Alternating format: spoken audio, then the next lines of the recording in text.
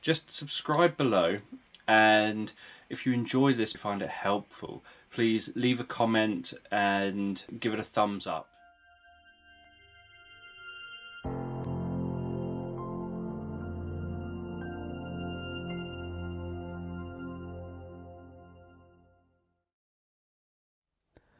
Dragon's Fire Part 5. So as you listen to me, you can close your eyes and you can begin to relax and begin to drift comfortably asleep. And as you drift comfortably asleep, so I'll be talking in the background. And while I'm talking in the background, you can just imagine this story as I tell it. So as Hyland and the group pass through the desert,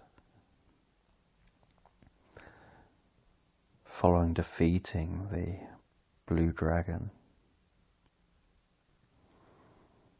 they enter in the realm of night. Now the realm of night is in permanent darkness.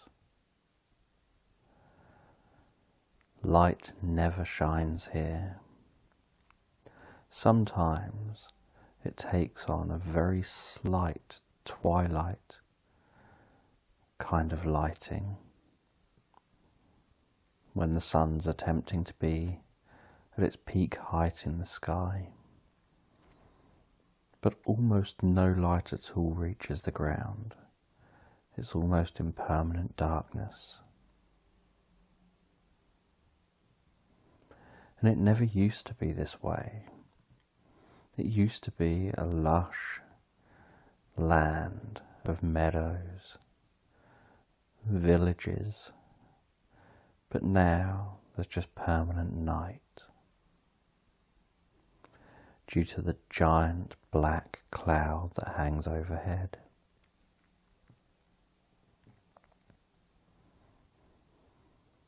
And every now and then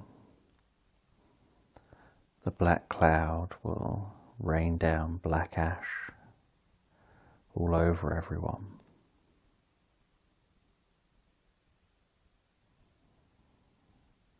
And it all comes from a nearby volcano.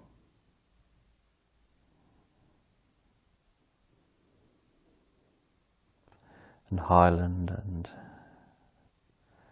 his fellow travellers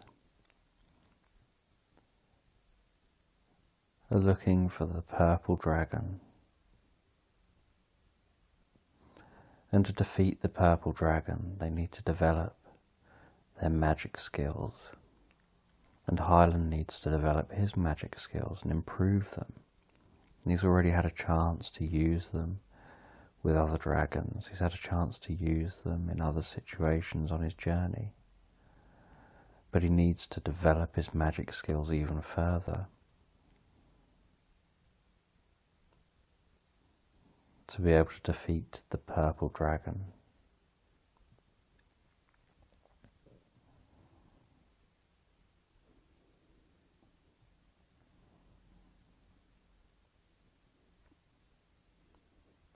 And the realm of night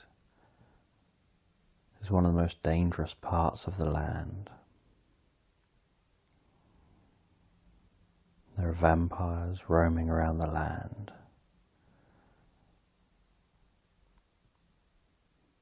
And there's no escape of daytime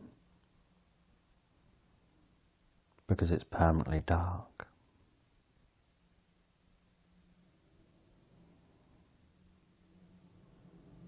And after night set in, something happened that led to many of the villagers who survived the vampires being turned into zombies.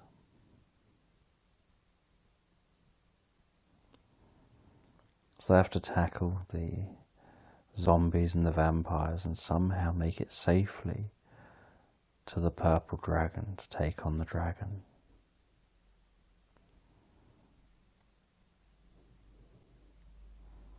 And as they walk through this permanent night time, They can hear and feel the crunching of the ash on the ground beneath their feet. And they can see the outlines of the buildings, all the deserted buildings of the towns and villages they pass through,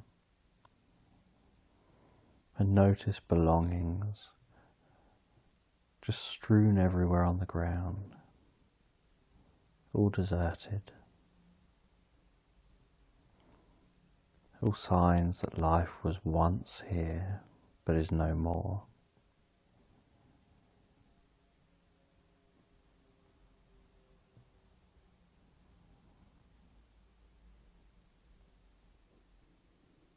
And the zombies largely leave people alone unless they become aware of you. They just walk around, moving slowly, conserving their energy. But if they become aware of you,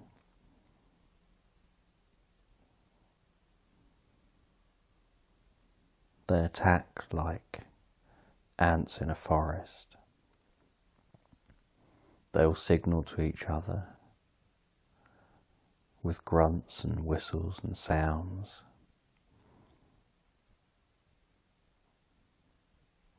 And charge you en masse, making it very difficult to protect yourself from them.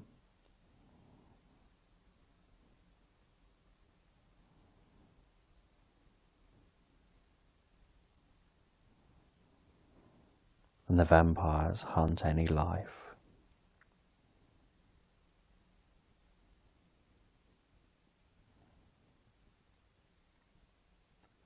Just like big cats on an open savanna, stalking its prey and hunting its prey.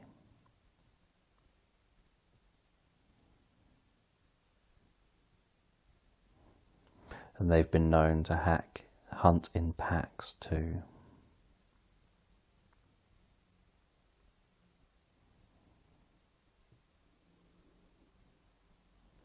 So they pass through this zone, they pass through this realm as quietly and as carefully as they can.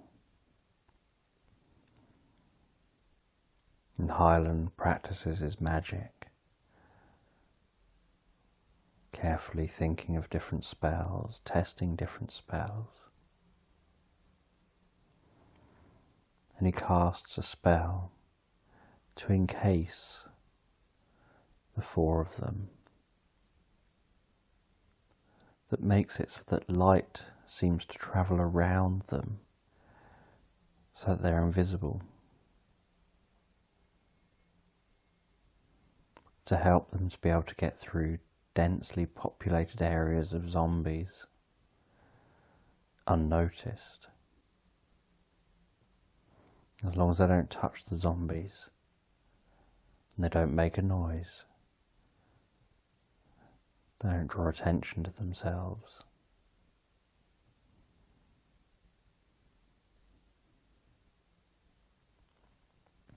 And they have to sneak really quietly.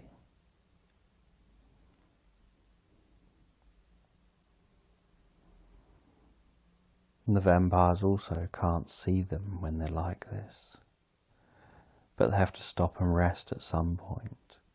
And although they can stop and rest in a location that's safe, perhaps in one of the houses where zombies can't get into them, vampires have far more intelligence, and they can just go and open a door and have a look.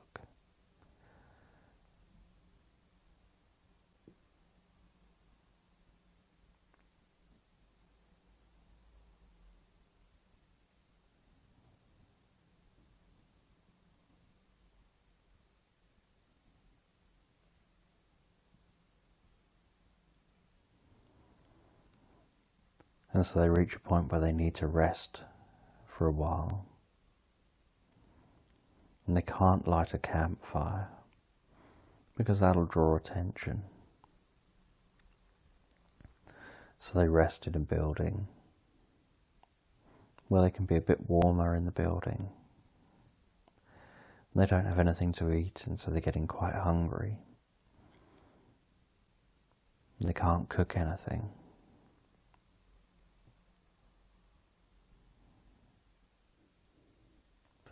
And while they're in the building, they hear a slight tapping and scratching sound outside on the roof. And it sounds like maybe just a small bird, but they have a sense it's something worse. Then they hear some more tapping.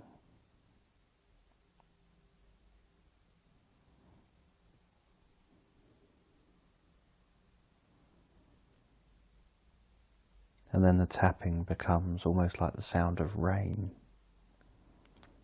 There's just lots and lots of repeated taps.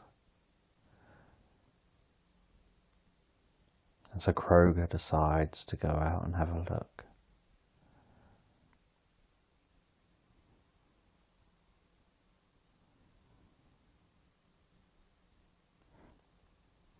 And as he opens the door, in bursts a vampire, almost gliding in through the door.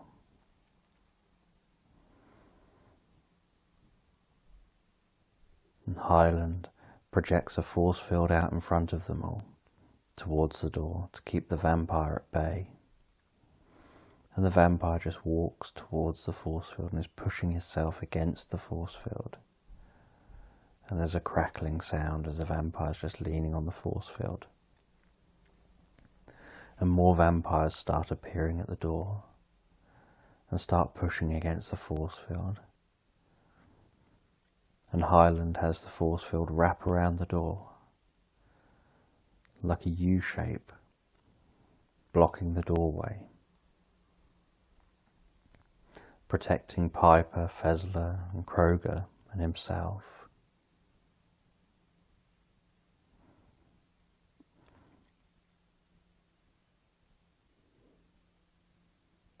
And the vampires start pushing and pushing and building up more and more vampires. And the force field starts to fail with the amount of vampires pushing against it. And Hyland's aware he's got to perfect his magic. So he's trying to think, what spell can I use now? What can I do next?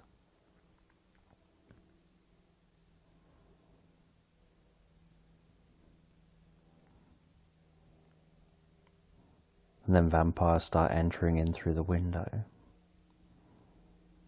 And within seconds, there's 30 or 40 vampires now cramming into the room. And they're all getting squished into the corner. Kroger, Piper, Fessler and Hyland. They're running out of room in the corner, trying to protect themselves with the force field. They don't know how many more vampires are outside.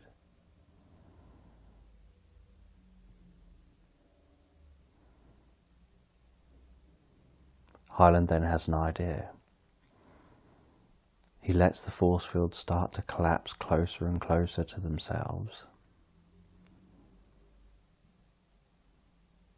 And he starts to darken the force field.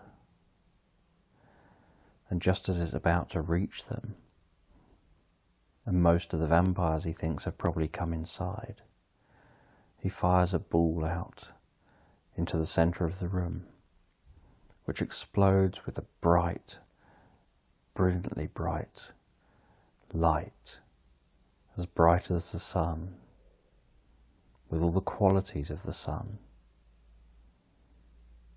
And all the vampires suddenly turn to dust in an instant.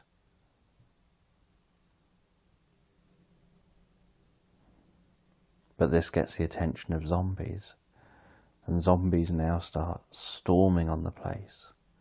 So they have to dive down into a basement beneath the building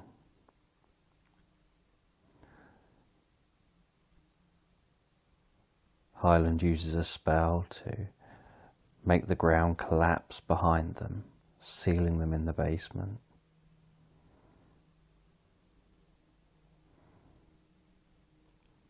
And Kroger starts hacking his way through the rock. He's used to having to do this.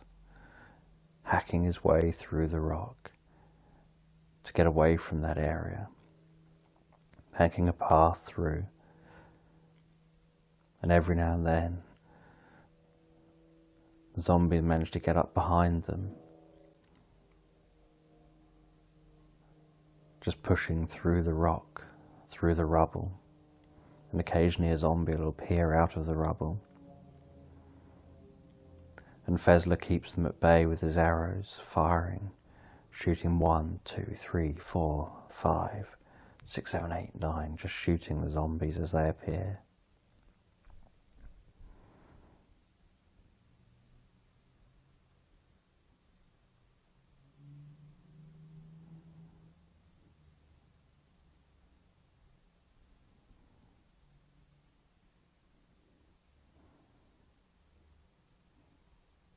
And together they manage to get enough of a lead ahead of the zombies that they can then collapse the rest of the tunnel and start rising up to the surface.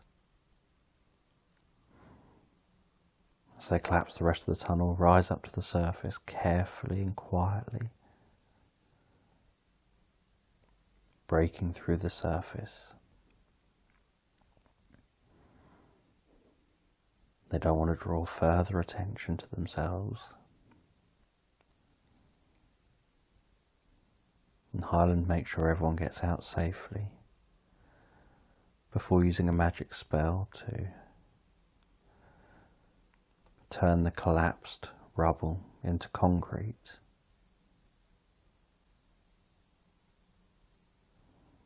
Making it so that it can't be broken through easily.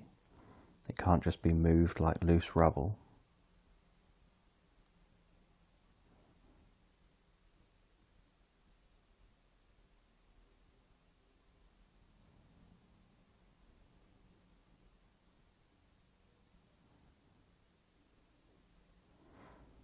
They continue their journey hunting for that purple dragon.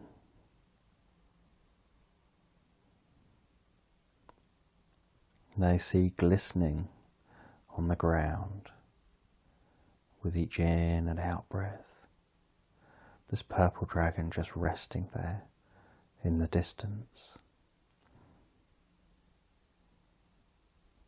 on the black ground. As they go over to the purple dragon,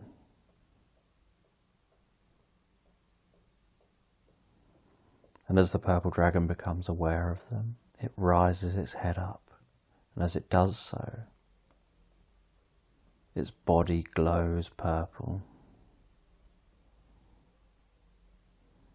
and it fires out purple pulses of energy from its mouth before taking off into the air, hovering there, bending its neck forward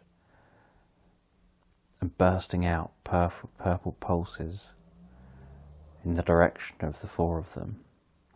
They'll jump out of the way.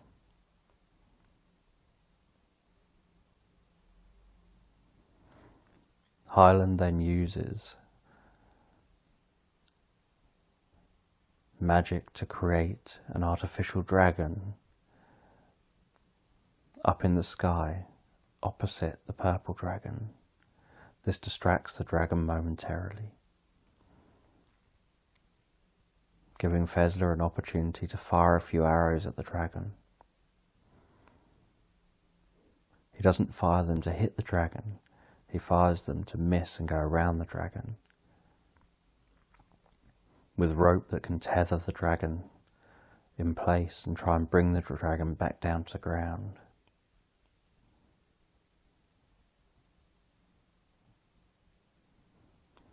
The dragon fires a purple bolt down towards Fezler. Just as he does that, Hyland creates a protective shield of magic between the bolt and Fezler.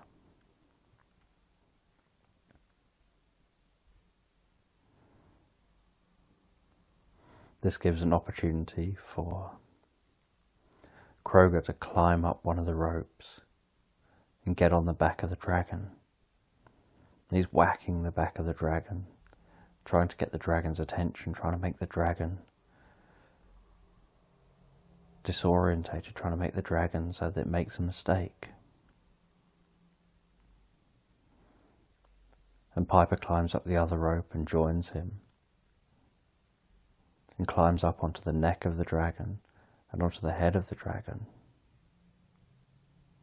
And the dragon's flailing its head around, and Piper's hanging on, almost like hanging on to a bucking bronco. And she's covering the dragon's eyes and disorienting it.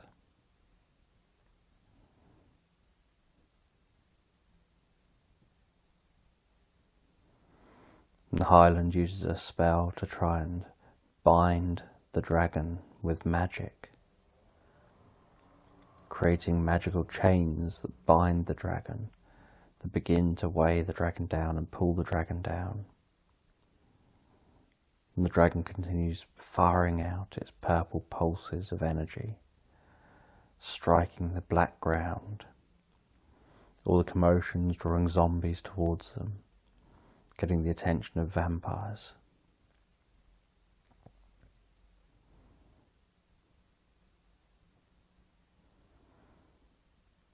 Hyland then drops to his knees, closes his eyes, focuses all his attention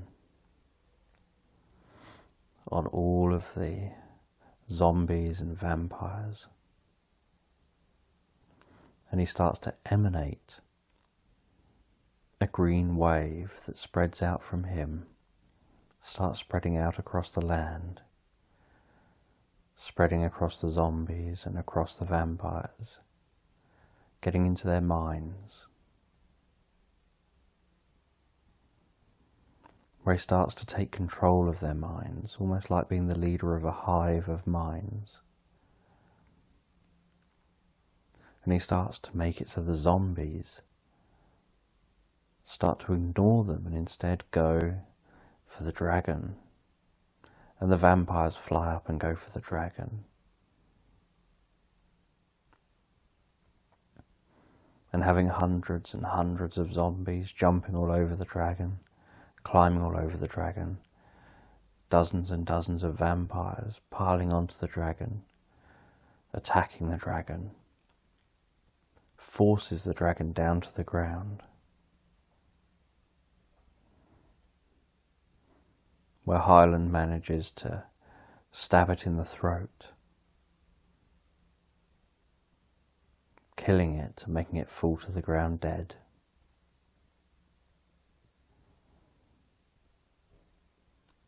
And as it dies, a purple mist seems to come off the dragon, out of its throat, out of its mouth,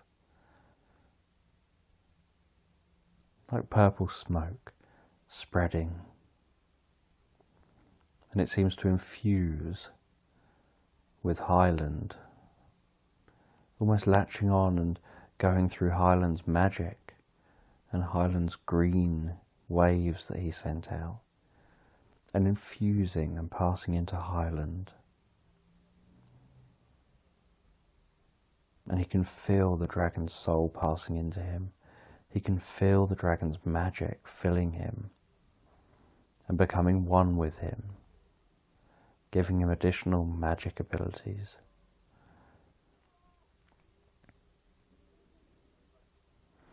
And the zombies and the vampires are still going crazy around the dragon, still focused and intent on what they're doing. So the four of the others take the opportunity to get away while they can.